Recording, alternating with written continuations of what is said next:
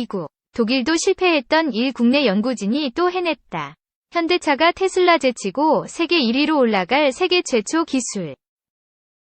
1990년대 말과 2000년대 초 세계 자동차 업계에는 인수합병, M&A 열풍이 몰아쳤다. 규모의 경제를 이룬 빅5만이 살아남을 것이라는 전망이 대세였다. 미국의 제너럴 모터스, GM와 포드, 일본 도요타, 독일의 다임러벤츠와 폭스바겐 등이 빅5 후보로 거론됐다. 다른 기업들은 이들 기업의 산하에 편입될 것이란 예측이었다. 이 예상은 빗나갔다. 이후 20여 년간 수많은 M&A로 자동차 업계가 재편된 것은 사실이다. 하지만 한국과 일본 자동차 업체들은 M&A 경랑을 피해 독자 생존에 성공했다. 유럽에서도 르노와 피아트, 푸조 시트로엥 등은 덩치를 키워 M&A 위 재물이 되는 것을 면했다.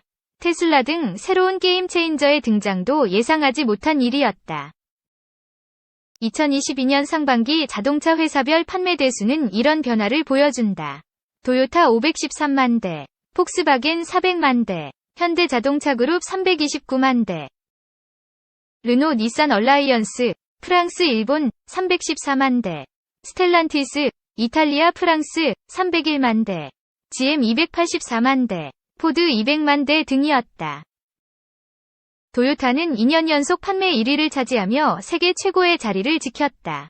2021년 이탈리아 피아트와 프랑스 푸조 시트로엥이 합작해 탄생시킨 스텔란티스는 르노 닛산 얼라이언스 판매량을 턱밑까지 따라붙었다. 한국의 현대차 기아는 3위에 올랐다. 자동차 산업의 역사는 M&A 위 역사라고 해도 과언이 아니다. 전쟁, 석유 파동, 금융위기 등 외풍과 새로운 기술의 개발은 M&A 위 매개체가 됐다.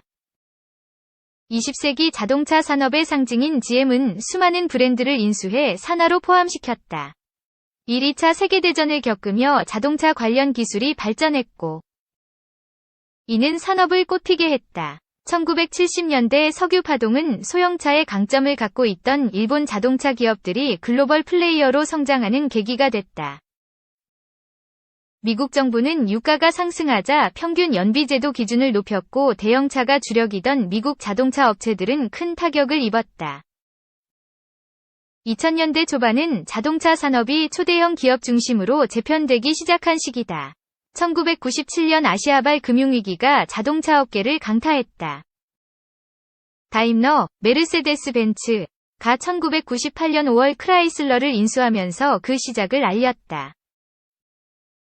릭 배송 감독의 영화 택시에 등장해 한국인들에게 알려진 르노는 상상 외의 빅베팅을 했다. 1999년 일본의 3대 자동차 업체 중 하나인 닛산 지분을 사들이며 주인이 됐다. 이어 한국의 삼성자동차를 사들이며 아시아를 생존의 기반으로 삼았다. 2016년 닛산이 미쓰비시 자동차 지분 34%를 사들이면서 르노 닛산 미쓰비시 자동차 연합이 결성됐다. 새 회사는 겉으로는 자동차 연합 위트를 내세웠지만 실제로는 르노와 대주주인 프랑스 정부가 주도권을 행사하는 구도다. 2000년대 후반엔 미국에서 시작된 금융위기가 자동차 산업의 판도를 흔들었다. 금융위기 전인 2006년 1600만 대였던 미국 자동차 판매는 2008년 1000만 대로 35% 이상 감소했다. 미국 시장에 뿌리를 둔 GM 포드 크라이슬러의 빨간 불이 켜졌다. 크라이슬러는 직격탄을 맞았다. 다임러는 미국발 금융위기 직전인 2007년 5월 크라이슬러를 사모펀드에 매각했다. 아콰일로를 걷던 크라이슬러는 2009년 결국 파산 보호 신청을 했다. 한때 폭스바겐과 유럽 시장을 놓고 패권을 다퉜던 이탈리아 피아트 그룹이 이 기회를 놓치지 않고 크라이슬러를 인수했다. 두 회사는 피아트 크라이슬러, FCA라는 이름 아래 한 식구가 됐다. 이 합병으로 FCA는 단숨에 글로벌 7위 제조사로 뛰어올랐다. 이 와중에도 한국의 현대차와 일본의 도요타 혼다 등은 살아남아 여전히 글로벌 플레이어로서의 역할을 다하고 있다. 2010년대 중후반엔 M&A 위 양상이 바뀌었다. 동종 업종 간의 합종 연행에서 타 업종과의 연합 전선이 펼쳐졌다. 자동차가 전자기기에 가까워지는 기술 변화가 이 같은 변화를 이끌었다. 다임러가 2013에서 2017년 진행한 기업 인수 중 절반, 9건은 차량 공유와 관련됐다. 폭스바겐은 선일 테크놀로지스 페이바이폰 등 디지털 결제 시스템 기업을 인수했다. 기업들은 자동차의 가치를 더 이상 운송수단으로만 판단하지 않고 이동 서비스를 제공하는 공간으로 보기 시작했다. 주행 외에 인포테인먼트, 정보 플러스 오락, 자동차와 자동차 또는 자동차와 사람 간 연결성 등이 주요한 기능으로 떠오르게 됐다. 자율주행 자동차 개발도 한창이다. 현대차 그룹, 메르세데스 벤츠, 볼보, BYD 등은 세계 최대 그래픽 처리 장치, GPU, 업체인 엔비디아와 손잡았다. 엔비디아는 테슬라와 함께 자율주행 성능을 구현하기 위한 슈퍼컴퓨터 분야의 앞선 업체다. 스텔란티스는 퀄컴, BMW는 인텔 모빌아이, 아우디는 화웨이와 각각 손잡았다. 기후위기가 도래하면서 전기수소, 태양광 등 친환경 연료가 미래 산업을 이끌 새 에너지원으로 부상했다. 각국 정부는 탄소 중립, 탄소 순배출 0 정책을 펼쳤고, 유럽연합 EU는 2035년부터 내연기관차 신차 판매 금지 조치를 단행한다. 자동차 업계는 빠르게 반응했다. 테슬라가 혜성처럼 등장하고 중국이 동참하며 전기 자동차를 중심으로 시장이 조정됐다. 한국을 포함해 선진국들은 보조금을 지원하고 충전 인프라 구축에 한창이다. 미래 자동차는 심장인 엔진이 배터리로 바뀌고 각종 센서가 사람의 눈을 대신한다. 마차에서 자동차로 그리고 자율주행이 탑재된 전기차로 이동한 것이다. 전기차와 자율주행차는 기존 완성자 업체들에도 생소한 시장이다. 전기차는 내연기관차보다 만들기도 쉽다. 애플과 퀄컴 등 글로벌 정보기술, IT 기업들이 자동차 시장에 눈독을 들이고 있다. 2021년 1월 자동차 업계에 충격적인 소식이 전해졌다. 피아트를 보유한 이탈리아의 FCA가 그룹 푸조 시트로엥, PSA과 합병한다는 소식이다. 이 회사의 사명은 스텔란티스다. M&A 규모는 520억 달러다. 2020년 들어 가장 큰 딜이다. 이 합병으로 피아트, 마세라티, 크라이슬러, 지프, 다찌, 푸조, 시트로엥, 오펠, DS, 램트럭, 아바르트, 란치아, 복스홀, 알파, 로메오 등 14개 브랜드가 한데 모이게 됐다. 피아트는 2008년 금융위기 이후 어려움에 처한 크라이슬러를 인수했다. 이때 크라이슬러 산하에 있던 지프와 다찌 등이 피아트의 우산 아래 편입됐다. 스텔란티스는 단숨에 판매량 기준 5위, 660만 대로 뛰어올랐다. 지난해 GM보다 약 30만 대 더 팔았다. 합병 전 FCA는 세계 8위, PSA는 9위였다. 앞으로 스텔란티스는 전기차 등 신기술 투자에 집중한다.